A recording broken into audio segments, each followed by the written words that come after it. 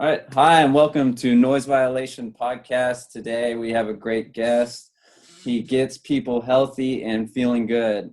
He's a partner and CEO at Dr. Hyman Enterprises, co-founder of Clean Program, and on the leadership team of Ultra Wellness Center. He's also co-authored and contributing author of 2 New York Times bestsellers, Clean Gut and Clean Eats, and the host of the Broken Brain podcast. We have Dhru Purohit. Sorry about that. Hey, thank you for joining the show, Dhru. Blake, it's great to be here, and congratulations on the launch of your podcast. Hey, yeah, man. We got the heavy hitters coming out early with you. Yeah. So, how are you? You said you're at your girlfriend's. Are you in isolation together? How's your life changed since this coronavirus stuff? Social isolation, full on, and it just so happened to be that I moved in with my girlfriend right before the sort of national and statewide social isolation recommendations were coming in. You know, on one side of it, I miss being with my team in the office and being able to support them and have that office culture. On another side of it, I'm very lucky as a serial entrepreneur that I've been working from home, even though I have an office now. In my last company, we had an office. Most of our employees, they work from home at least like 3 days a week, 2 days a week. So I've been working from home ever since I dropped out of school, which has been basically 2004. 2004, I've been working from home. So I'm used to the whole setup, just leaning in this time of uncertainty. You know, it's scary for a lot of people, but I try to remind people to have boundaries with the news, not watch the news too much, and appreciate the downtime and cooking meals at home and saving up money and not spending money on stupid shit. That's kind of what my recommendations are to people, and that's the same thing that I'm doing. Yeah. So, can you help everyone understand? You're in LA, correct, or California? Yep, I'm in Los Angeles. Exactly. Is that where you grew up? I grew up mostly on the East Coast. I was born in Nairobi, Kenya. I was born on the day of a coup attempt. My dad dropped my mom off to the hospital, and she got stuck there by herself because war basically broke out. The army tried to take over. Some rebels in the army tried to take over the government. My family's fourth generation Kenyan. And so my dad was born there. My grandfather was born there. I was born there. And our ancestry is from India. Luckily, the coup wasn't successful, and we made our way over to the U.S. and popped around a little bit, but mostly grew up on the East Coast in the state of Delaware. Delaware, huh? So did you go to, when was that time in Delaware, like elementary, middle school? Yeah, like middle school, high school, a little bit of college is when I was in Delaware. And you mentioned you dropped out of school. Was that you dropped out of college, I'm guessing? Yes. So I come from a family where pretty much everybody went to school and has a degree in higher education. You know, everybody's either a doctor, a lawyer, engineer, MBA, and school was a big emphasis for my parents. You know, I got mostly straight A's in high school, you know, some B's and I think like one C, but mostly straight A's. And I was always big on education and reading and exploring. And then when I got to university, I started to realize that I was actually passionate about wanting to pursue the field of entrepreneurship. And it was not really a thing that people talked about. Now there's so many people that are entrepreneurs. There's so many people that are doing things and, you know, on social media and building companies and other stuff. But back then, entrepreneur was just code word for you didn't have a plan and you didn't know what you were going to do. Right? There wasn't a lot of examples of successful entrepreneurs. As I started studying it, I realized that even though I was in school for computer science with a minor in philosophy, I didn't care to be a good programmer. I wanted to actually learn how to do business. And when I started asking around to my friends that were in the business school portion of the university, I was like, this is exciting. Maybe I should be in business. Are you guys learning how to run a business? And they were like, absolutely not. We're sort of learning how to be corporate level middle managers. We're not running anything about business. So after a lot of back and forth, I convinced my parents that I wanted to start a company while in school. So I started a company, and then ultimately, as it started to do well or get some traction, Yeah. What was that first company? the first company was a company called D-Boost, and we were mostly doing web design and development for corporations. Okay, cool. So as I started to get a little bit of traction, I basically convinced my parents not to drop out, but that I would get a year off school so that I could go and focus on it. So they reluctantly said yes, and that's how I jumped into the start of my entrepreneurial career. Yeah, so you didn't think the school program was actually helping you pursue your dreams, or you weren't learning what you needed to be successful. Is that correct? Yeah, for what I wanted to do. You know, everybody's different. Some people love school. And I also, too, I wasn't, not that I didn't like to go hang out and party and other stuff like that. That just wasn't the headspace that I was in school. So school sometimes is kind of like vacation for a lot of college students. It's different experiences. You're at parties and frat parties and this and going out and staying out late and drinking. Just for whatever reason, that was not really my focus at that time. I really wanted to succeed in business.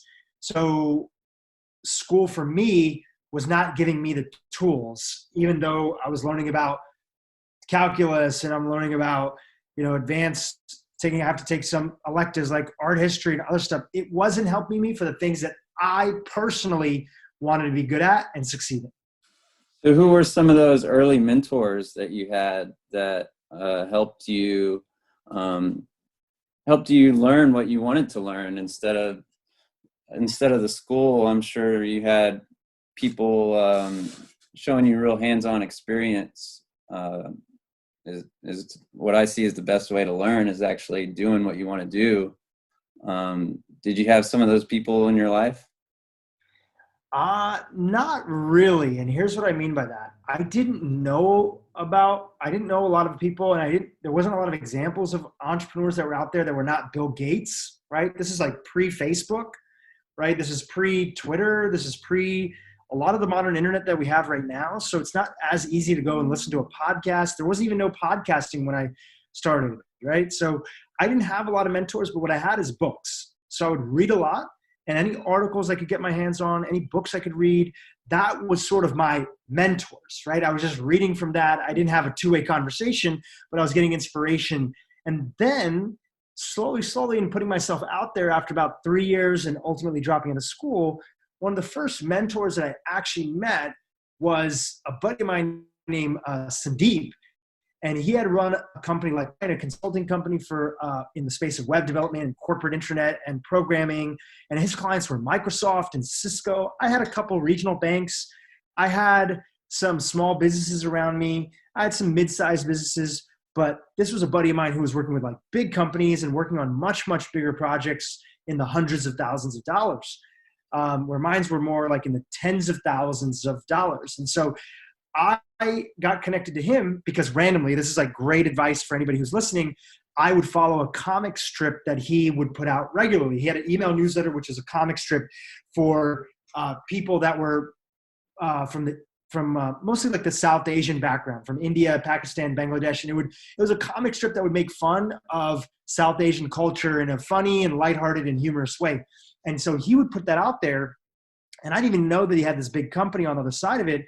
And what I did is one day I just reached out, and I always know that the best way to get somebody to mentor you is to show that you are worth being mentored. How do you make sure that you stand out of the crowd and actually somebody will take a risk on you? And the best way to do that is to add values. How can you add value to a mentor? Instead of saying, what can you give to me? And hey, I need mentorship. Can you help me? First show them that you can help them. So I had a skill set, which was learning. I knew how to design, and I was a pretty good user interface designer. I took the newsletter that they would send out weekly, and I redesigned it. It took me about 10 hours, right, of my own time. Mm-hmm. And I wasn't doing it for money. I just sent it in. I said, hey, I'm a big fan of your guys' newsletter. I think this is how we can improve it, and I'm just putting it out there, and I'm not trying to step on anybody's toes. So he saw that email, him and his partner, and they reached out to me, and they're like, dude, first of all, this is crazy. Nobody ever just takes our content and redesigns it and sends it back in. Like, how amazing that you even took the time to do that. Secondly, like, what else do you do? Because we own this other company And we're always looking for incredible design work and programmers and other things like that. And at that time, I had a couple programmers and designers on my belt. So that ended up becoming my first mentor that got me introduced to getting projects with Cisco Systems and Microsoft and a few other Fortune 500 companies. Yeah, wow, that's great advice. And I think that is hard for some people because they're always wanting to get and to ask and receive instead of giving, and it's much more rewarding to give. You really get more out of it. And so I think giving is a practice that everyone really could benefit from. Yeah, and it also has you stand out of the noise because, if somebody is successful in what they do, chances are if you want them to be their mentor, other people want them to be their mentor too. And so they're inundated with requests. And besides your just sheer passion, which sometimes that works, how do they know you from the next Joe Schmo?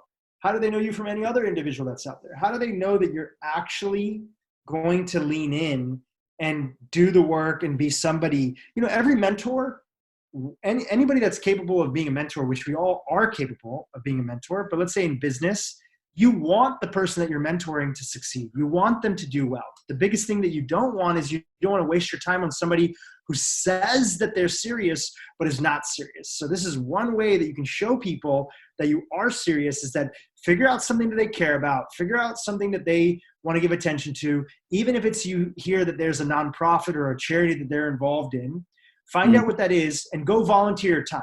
Right? Go volunteer your time. Go do something. Go do other things that are out there. Go work for them for free for a few hours a week, and offer to give, and guarantee that's going to be a better way to get them to. If you give to them, it's going to be a much more better way for them to give back to you over the long haul.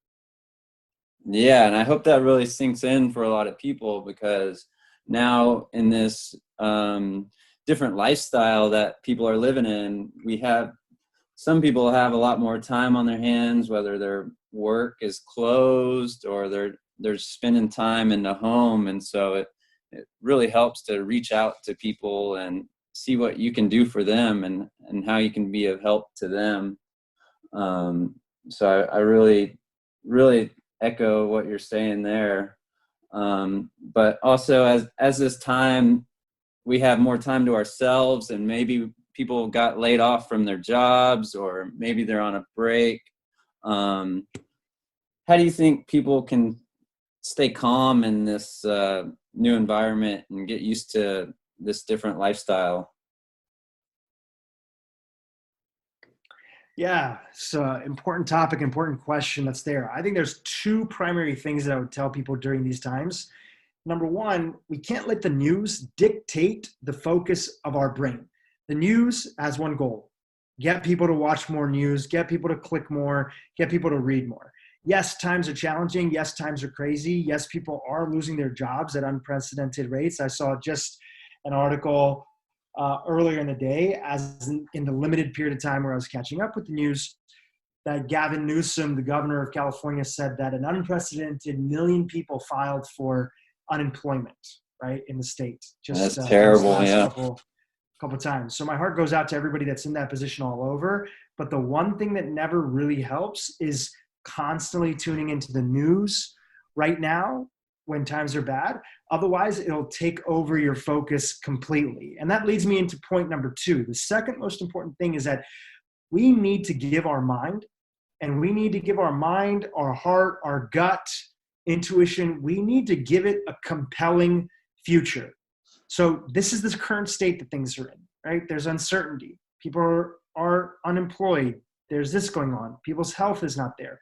So how can we give our own mind a sense of clarity of what we want to bring into our lives in the future? If you're still alive, you're still ticking, you're still healthy or relatively healthy right now, the question is, and what really deserves our attention is, what future do we want to create for ourselves? Because if our mind doesn't have a compelling future, what it's going to do is it's going to, as my friend Peter Crone says, who was one of our past podcast guests, it's going to keep on looking at the past. And the past might be filled with uncertainty. So if you keep on looking at the past to determine what the future is going to be, then that's when you're going to have anxiety. And that's when you're going to start to freak yourself out about the future instead of stepping into your power and saying, okay, look, times are crazy. Situation is tough right now, but what do I want my life to be like moving forward? And how can I keep my eye on the ball and focus on the prize of where I want to go, not where I was? Yeah, and why do you think it's so hard for people to create that enormous, exciting future for themselves? And how could they do it? If you have any tips on, maybe writing down your goals, or affirmations, or what can make people excited to do that and create that future?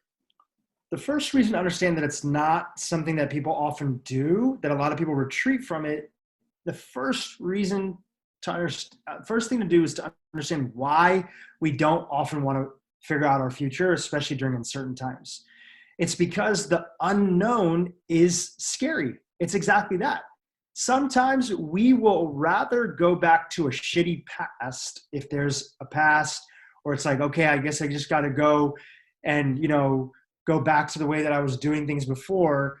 It's easier to go back to what we know than it is to stepping into the unknown and saying, look, I don't know what's going to happen, but if I don't put my focus on what I want to happen, then nothing good is going to end up happening. So it's scary to look at the future, and it's more comfortable to look at the past, right? It's not that it's actually less painful. It's just more comfortable to look at the past. So now the question is, what do you want to do? Well, on a small scale, because everybody's in a different place, the first thing is that what does even a slightly brighter future look like? Where can you start to take some reins and control in your life for where you want to go? And that's so individualistic, because you have to audit your life and say, okay, what do my finances look like? What do I like about my financial situation right now? And what do I not like in my financial situation right now?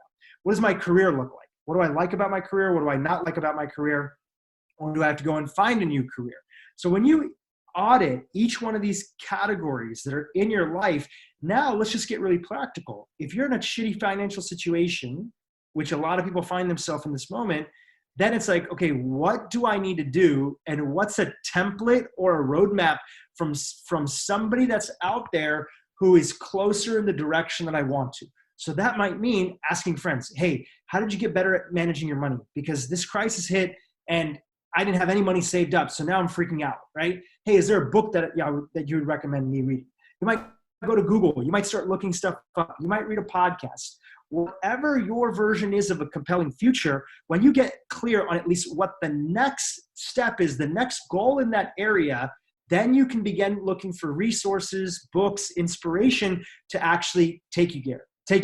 And if you're not somebody who even knows how to do those basics, the book that I would recommend that you get started off with is a book by a gentleman named Gary Keller, who owns the largest private real estate company in the United States. It's called Keller Williams. And he wrote a book called The One Thing. It's going to show you how to ultra focus in any aspect of your life, regardless of what you want to improve, from your relationship to your finances, from your career to your health. It's going to show you a methodology for getting clear on your goals and putting a plan to achieve them. And that book is called The One Thing by Gary Keller. Yeah, that's a great book, and I've read that one. And what I've got from that one is to ask the right questions. If you ask the right question, then it will unlock a different answer in your head. And to me, it sounds like what you're talking a lot about is self-awareness. Is people just need to bring more self-awareness and to know themselves better, know their weaknesses, know their strengths, know what turns them on, and to model a path forward. So I really, really think that's the right track too. And so if someone goes and develops that compelling future, do you look at that every day? Is that something that you remind yourself of, or do you tuck that away? Because, looking at the future, I hear, is just as bad as looking at the past, and you really want to be in this present moment. So how do you balance between looking at the past and learning from the past and future, and then bringing that all into the present moment? Yeah, I would say that the first thing is that the present moment is all we ever have. There is technically no past and there is technically no future, right? And in the sense that when you get to the future, it's always the present moment. Anytime you've been through anything in the past, it was always the present moment. This kind of blows people's minds when they think about it, but it's the same time now as when the dinosaurs were alive, right? It's the present moment. All we ever know and experience as human beings is the present moment. Now, interestingly enough, scientists know how to travel into the future. They know that if you could get on a starship, right? Let's say Elon Musk one day makes a starship that can travel as close to the speed of light as possible. We do know that when you move at the speed of light, everything else around you, because you're moving faster, the atoms are moving faster, you can appear to move forward into the future because of the laws of physics that are there. We have not figured out how to go back into the past, right? That's a whole other thing because it's a whole different component. But even if you were able to get on a starship and travel into the quote unquote future, when you got there, it would be the present moment. So we always only ever have the present moment, which is why that's something important for us to understand, that most of what we worry about is in the past and most of what we worry about is in the future. So I think that that's what you mean when you talk about obsessing about the future, about something that's going to happen or not happen. All we ever have is the present moment to take action in. And nobody's written better about that than the author Eckhart Tolle, who's been a big inspiration in my work and my life. And he has a great book called The Power of Now. Now, in terms of a compelling future,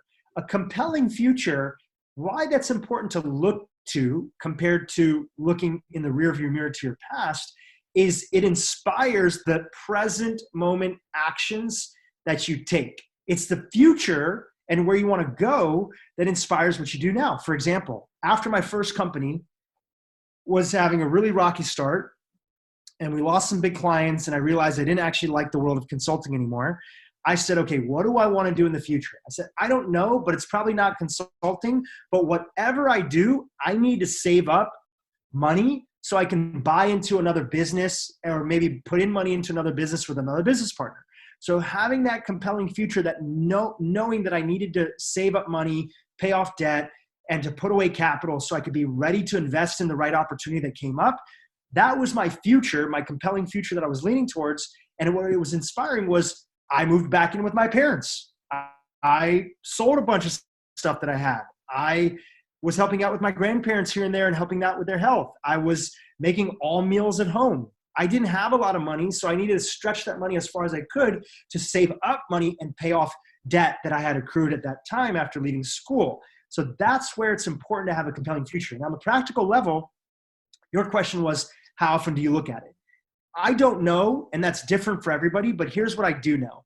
There's a financial author named Dave Ramsey, and he has this term when he's talking about people completely recreating their financial future that he talks about in his books and his podcasts. He says, what you need to do is you need to get gazelle intensity. Gazelle intense is, if you've ever seen a safari video, and if you've ever seen any, Planet Earth or Discovery show where they show the safaris in Africa, and let's say that you see a cheetah or a lion, and that cheetah or a lion sees a gazelle that it wants to eat. And that gazelle catches wind that the cheetah's after it. Now, cheetahs are the fastest land animals on the planet, and they're way faster. But every so often, a cheetah encounters a gazelle that's so focused on survival that it does every maneuver possible to not outrun the cheetah in terms of speed, but to outmaneuver the cheetah.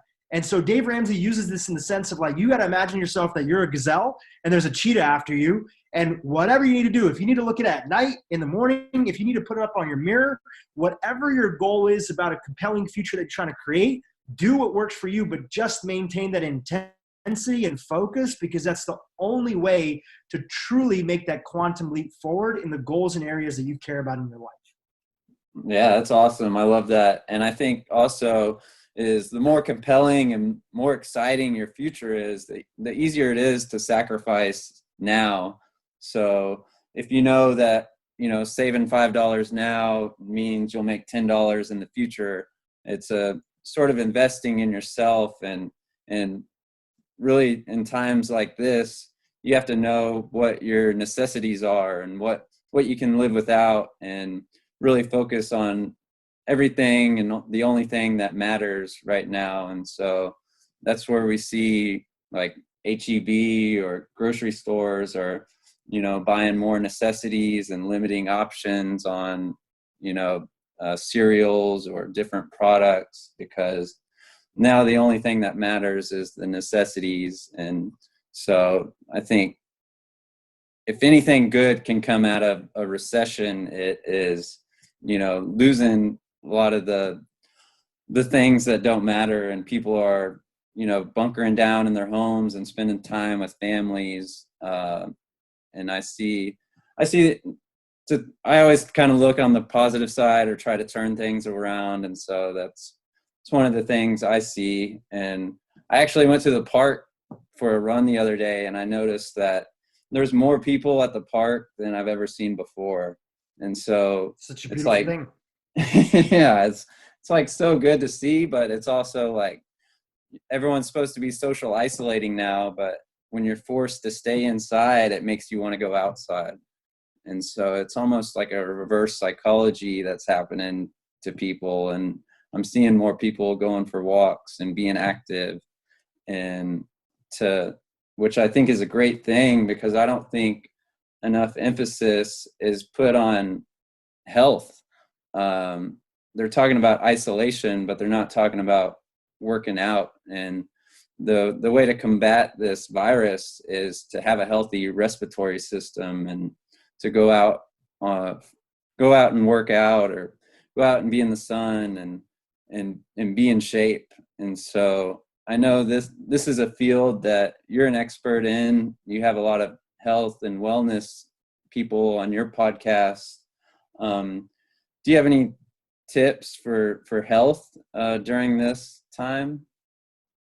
I think you covered some of the basics, which are the stronger your immune system is, everything that makes you healthy in general is going to help you during this time period. So, I'm not the expert to talk to it, but I can relay some of the information. My business partner, Dr. Mark Hyman, wrote a beautiful article about COVID-19 and what we need to know during these times, how the virus ends up attacking and sort of putting a lot of weight on our respiratory system. So, for example, right now, what's really crucial is staying away from a lot of sugar in your diet, minimizing the amount of added sugar in your diet to completely removing it, minimizing alcohol consumption. That's a big one. Also minimizing fried foods, right? So fried foods, alcohol, sugar, all the things that generally help our immune system are going to be things that are even more important during this time period. Getting regular physical activity, even if it's a small little workout every day, that's going to be very helpful. And reducing our exposure to, even though we're all really worried about bacteria and viruses in the environment, wanting to reduce our exposure unnecessarily to toxins that are there. That means when you clean your house, if you're using super toxic ingredients, open up all the windows, turn the air filter on, do other stuff to make sure that even though you're trying to kill all this viruses and bacteria with Purell and other stuff, those things can have consequential effects on your immune system, even though they kill bacteria. If they kill bacteria, they're also going to kill the bacteria in your body, right? If they're going to kill cells, they're going to kill the cells in your body too. So putting on gloves when we clean, making sure that, we keep a safe distance for all the toxins that are there. Generally regarded as safe supplements, I think that people all should be, maintaining good, healthy vitamin D levels. And that could mean, even if you don't want to supplement, going out in the sun during this time period, because vitamin D is it's a vitamin, but it really regulates our entire immune system, and acts more like a hormone inside the body. Another one to reduce stress is going to be magnesium. Most doctors feel that people can supplement with vitamin D, magnesium very safely. And then vitamin C seems to have some ability to boost our immune system. And in some cases where COVID-19 and coronavirus patients in China are dying from sepsis, basically an infection, as people get closer and closer to, end of their life, they can get this sort of poisoning of the body. It does seem to be that vitamin C is used in a cocktail as one of the things to help treat people who are going through that. And there was a doctor at University of Maryland who had also been using vitamin C to treat sepsis patients over here. But for your own self, you could probably take up to about 1,000 milligrams of vitamin C a day is the recommendation, without having to worry about it being too much. So those are the recommendations I'd bring in. Cut out the sugar, cut out the alcohol, cut out the fried foods, up the magnesium, up the vitamin D to a healthy level. Vitamin D sometimes has to be monitored a little bit more by a physician, depending on where people are. So definitely always check in with your doctor. But vitamin C and magnesium seem to be pretty safe for most people, as long as you're getting reputable brands of supplements. Then the last one, like I said earlier, don't let the media hijack your mental health. So put some firm boundaries on the news so that you're not on this roller coaster of the ups and downs following the news at every cycle. And that's going to help you be a little bit more at peace. And then once every so often, in a mindful way, you can go in and listen to or read long format news so that you can stay more educated in the process. So those are my tips for the moment that we're in right now. Yeah. So what would you say is a healthy diet for you? You said don't eat the sugars and the complex or the carbohydrates. I noticed you had Dave Asprey on your podcast, and he touts the bulletproof diet, which is high fat and almost no carbs. What do you think of that diet? I know I've followed the keto diet for a while, and I think I had benefits from it. Do you think it's a healthy way to eat, or is it just experimenting and figure out what's best with your body? Yeah, I think the baseline is we highly recommend whole foods. You know, this world that I come from, I'm on the business side of this industry called functional medicine. And I'm one of the partners in a medical clinic in Massachusetts called the Ultra Wellness Center. And one of the things that our doctors at this clinic teach people is that there is a portion of diet, a good 15 to 20%, that is highly personalized based on some people have moral obligations and they don't want to be eating meat, even if they know that salmon and fatty fish is a good way to get omega-3s in the body.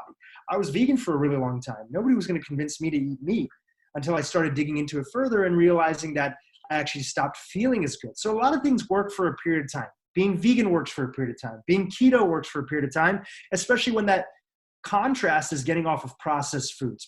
But I will say this, there are variations that are inside of there. Most of them you can do through your own exploration. Occasionally, when you go deeper, there are some advanced blood tests. You mentioned the bulletproof diet and like a higher fat diet. Well, it turns out I have a variation in a gene. I have a mutation in a gene that prevents me from properly processing saturated fats. So even though I feel healthy on a little bit of grass-fed beef in the diet, even though I feel healthy having butter and MCT oil, my body is not actually able to break it down. And I did anecdotally notice that if I have too much saturated fat, it actually will give me like loose stools. And then more importantly, I was looking at my blood work with my brother-in-law, who's a cardiologist, and some of the markers around my particle size for cholesterol, right? My particle size, which is an important test. It's not just looking at your regular cholesterol levels.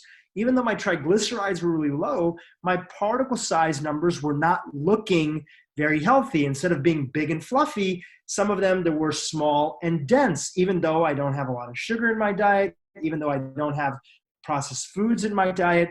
And part of the thinking around that is that some people with this mutation can't process saturated fats the same way. So even though that might work super well for a friend of mine or a patient of our center, I need to have a little bit of a different diet. So that's where the personalization piece comes in.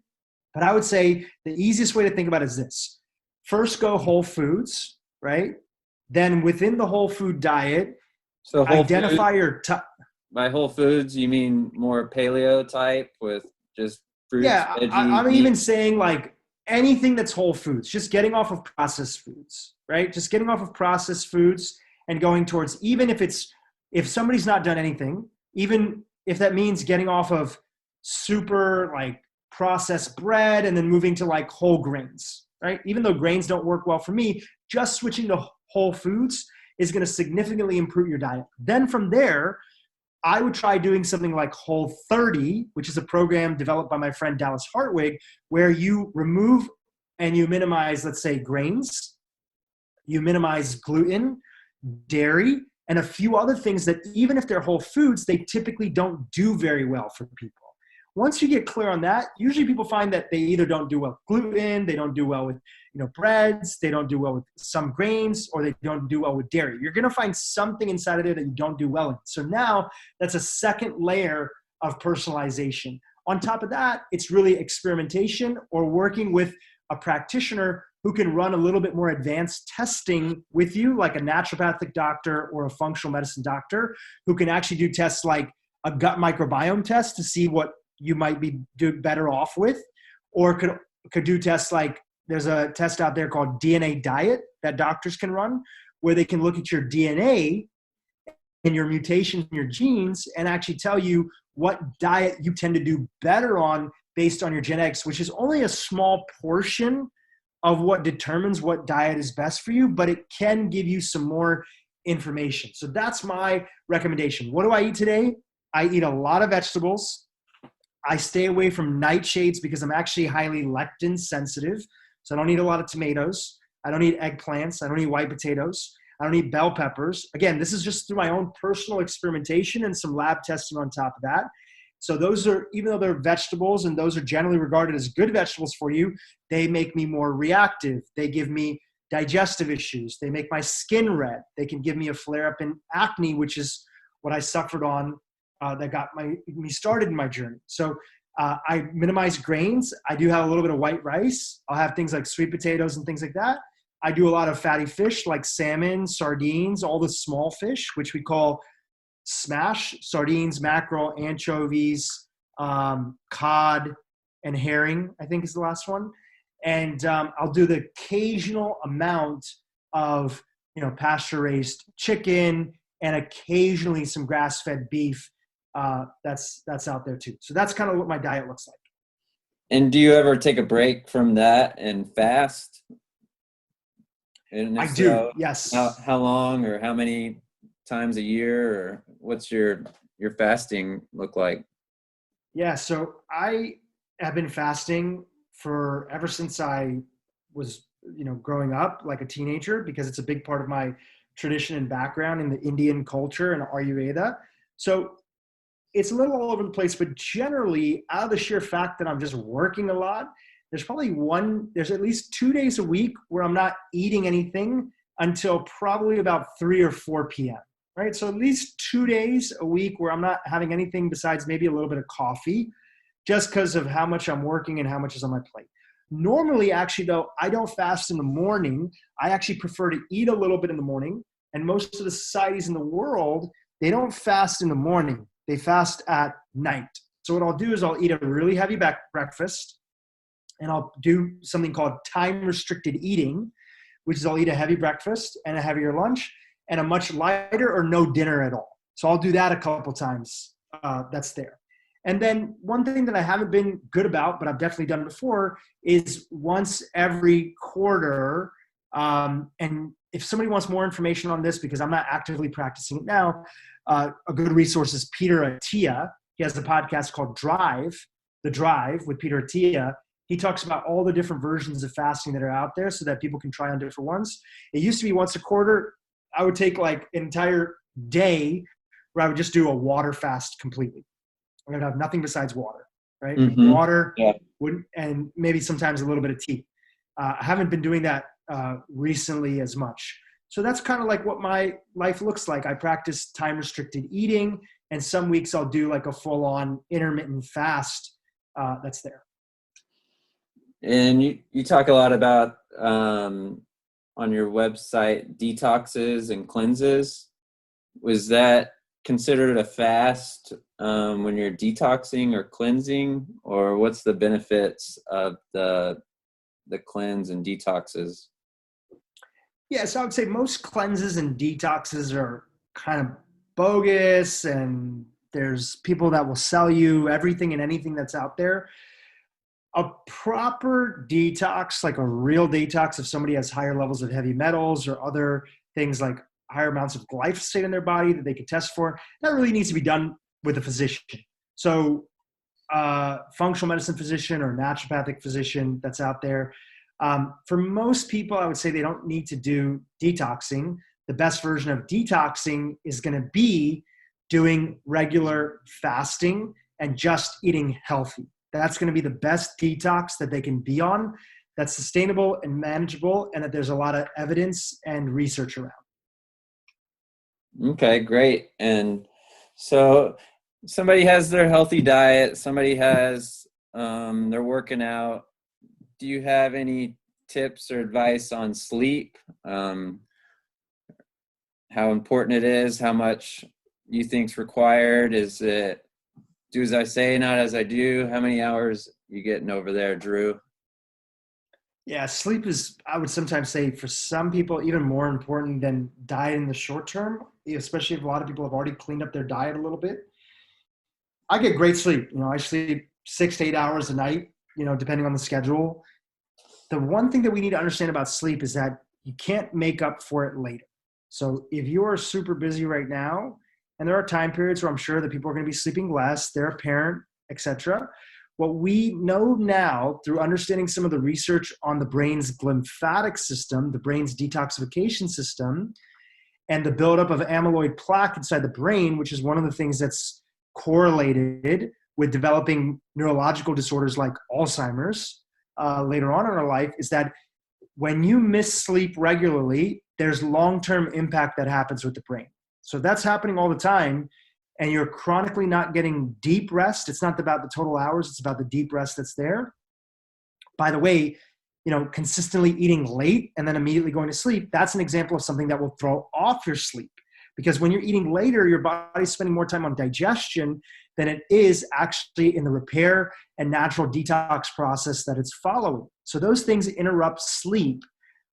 Because for a long time, scientists didn't even understand why we slept. I know that sounds crazy, but they didn't really fully know what were the reasons that the human body sleeps. Now we really understand through a lot of the material that's come out over the last 5 to 10 years, is that sleep is a time for repair, DNA repair, cellular repair, and it's also time where we have these little dump trucks in our brain that are going through and collecting trash from different cells, and we're dumping it out so that the city is clean and organized the next day so we can function and do what we need to do. Anybody who's chronically not gotten good sleep knows that it's even hard to process. It's hard to focus. The Army did a study that Dr. Mark Hyman, a business partner, mentioned to me. They did a study of sharpshooters, and they found that 1 to 2 hours of sleep, their ability to hit their target was significantly reduced. 4 hours sleep, 4 hours reduction in sleep on their normal, they were pretty much not on target most of the time that's there. So that's how important sleep is. So my tips for sleep are, number one, don't eat late. Keep at least a 2 to 3 hour window of time of ending your meal before you go to bed. 3 hours is ideal, right? Which is a tough thing to do, but that'll improve the quality of sleep. The next component is going to be, we still do not know the full implications of all this, but we're starting to understand that electromagnetic radiation from our phones and computers and the blue light that's coming from them, that's pretty well researched, is disrupting our sleep, because the blue light is letting our brain know and think that it's during the day, because the light that comes from our iPhone and the light that comes from our computer and the television is very stimulating to our body, and it makes our body think that it's daytime. And so we should stay up longer and not produce as much melatonin. And melatonin is one of the hormones that's there that's going to help us start feeling sleepy. So there's a lot of conversation around blue light, but there's not as much conversation around electromagnetic radiation. So any electrical device, any plug that's plugged in, is giving off a certain amount of radiation that's there, these electromagnetic frequencies. So at night, one thing that a lot of the researchers and doctors who are operating more out of a place of caution recommend to my podcast listeners and the patients at our clinic is try not to keep anything plugged into your, right next to your bed, especially at night. Mm-hmm. Try not, if you can, put your phone definitely away from you, and don't use your phone as an alarm underneath your pillow, which a lot of people do. So keep your phone away, keep anything plugged in away, and try to protect that area around your bed as much as possible, because that seems to be something that will support more deeper rest. And those are my, two big tips that are there. There's plenty more that we've covered in a podcast with a friend of mine named Sean Stevenson, who we had on the Broken Brain podcast before. And he talks about important nutrients that are important for sleep, like magnesium. If your magnesium levels are not high enough, that'll make it difficult to sleep. And he kind of runs through that through a bunch of different categories. But I'll let him talk about that since I'm not the expert on sleep. Yeah, and I was going to just go into that and ask if you have any kind of sleep hacks for people who have trouble sleeping. I hear melatonin kind of triggers the sleep response, but it doesn't really help you go to sleep. So it's like a bell that says, hey, it's your bedtime, but it doesn't really help you sleep. And then I hear THC will help you go to sleep faster, but not necessarily to help you stay asleep. And I hear CBD will help you actually get a deeper sleep. I don't know if you can elaborate on any of those, or have heard of, or if you know any other Yeah, so melatonin, I'll jump in. So melatonin, for a lot of people when they experiment, people need different amount of melatonin. There's a percentage of the population that doesn't react well with melatonin, and they don't feel good. They wake up and they feel very groggy. They feel other things. So melatonin can be useful. One of the best versions of melatonin in terms of a product that's out there is that there's a company called Onnit, and they have a sprayable melatonin that you can spray into the mount, spray an amount directly into your mouth versus a pill that you swallow. And it does seem that we've had some pretty good experiences with a lot of our patients and the doctors recommending that product to them. More than CBD and more than anything else that's out there, I always tell people first start off with magnesium. There's a product out there called Natural Calm. You can find it at Whole Foods. You can find it in a lot of places. This is basically a magnesium citrate supplement that people can use to get their magnesium levels up. And the best way to take it that I often find that helps people start to relax, because magnesium plays a role in over 300 different functions inside of the body. And one of those mechanisms is rest and relaxation.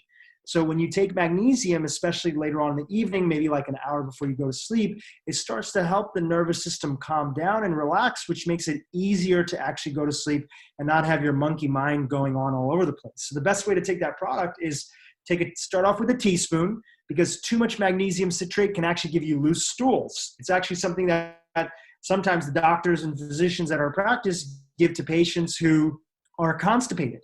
You can take magnesium citrate and it will help you with your constipation. So you don't want to take too much, right? Because we're not trying to alleviate constipation. We're just trying to help you relax. So in a little cup of lukewarm water, put a little bit of this calm, and you can start off with a teaspoon or even a half a teaspoon, and then drink that maybe about an hour before you go to bed. Start to notice that if you see that you feel more relaxed. I would say that in my experience from having had probably over 1,000+ people from different companies try that product, because we recommend it online and other things like that. We don't have any financial ties with it. We don't even sell it. I've seen anecdotally just really great experiences. So I always say before we get fancier and we go to CBD, let's start out with magnesium, because people aren't even sometimes hitting the basics. There is a lot of promising research and data out there on CBD and its ability to match up inside the body's natural endocannabinoid system that's there and help us with the process of especially alleviating anxiety.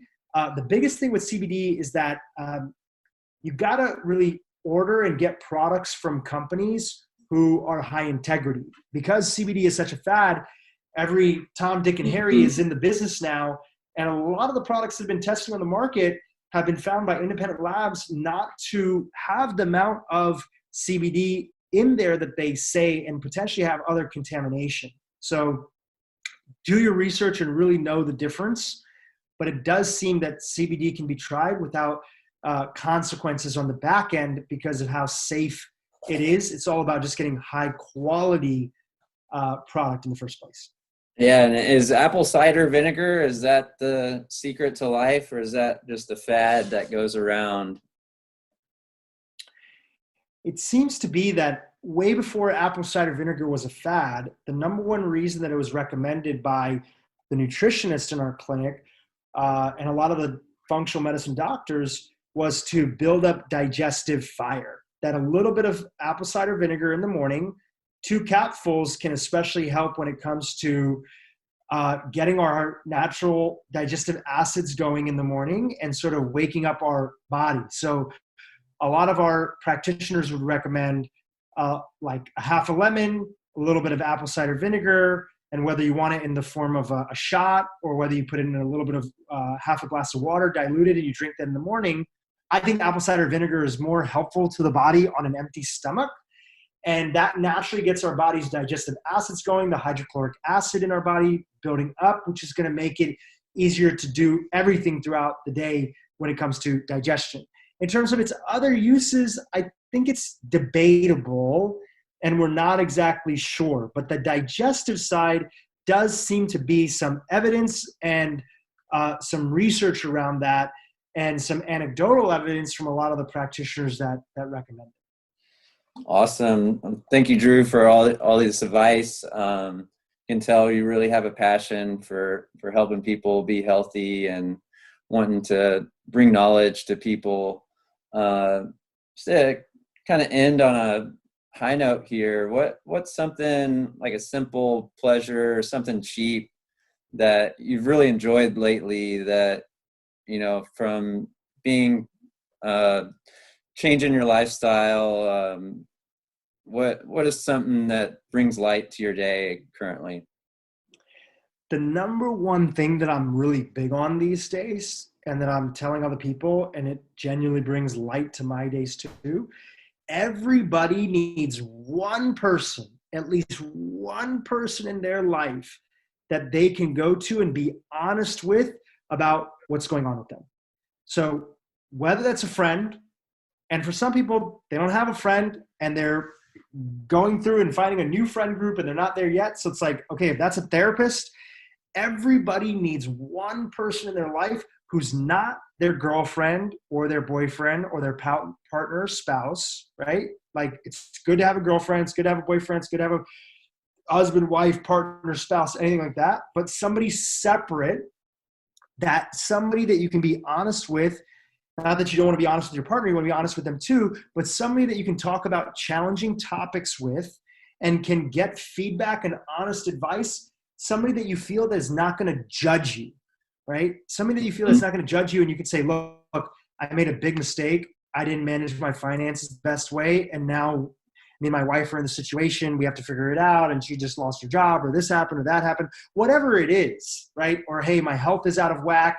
I've tried so many times to get better, and I haven't been able to. I don't even know where to start, and I just need to be honest about it with somebody. Everybody needs one person in their life that they can go to and say, hey, this is what I'm going through, and I just need somebody to hear me out. Not somebody that's going to scold you and say, dude, that's stupid. Why did you do that?